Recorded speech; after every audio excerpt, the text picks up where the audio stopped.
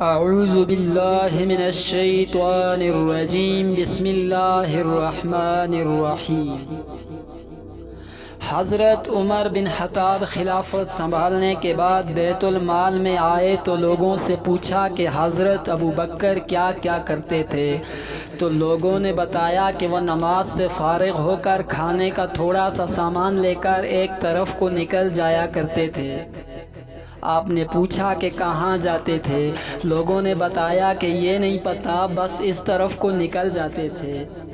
آپ نے کھانے کا سامان لیا اور اس طرف کو نکل گئے، لوگوں سے پوچھتے ہوئے کہ حضرت ابو بکر کس جگہ جاتے تھے۔ پتہ چلتے چلتے ایک جھونپڑی تک پہنچ گئے۔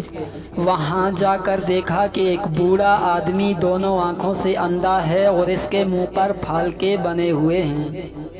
اس نے جب کسی کے آنے کی آواز سنی تو بڑے غصے میں بولا کہ پچھلے 3 دن سے کہاں تھے تم؟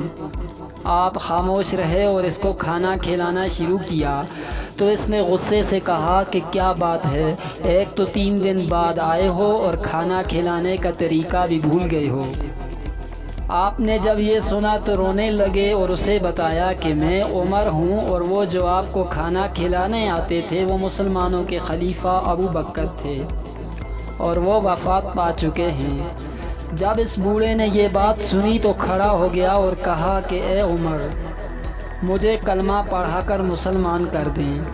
پچھلے 2 سال سے وہ آدمی روز میرے پاس آتا اور کھانا کھلاتا، ایک دن بھی اس نے مجھے نہیں بتایا کہ میں کون ہوں۔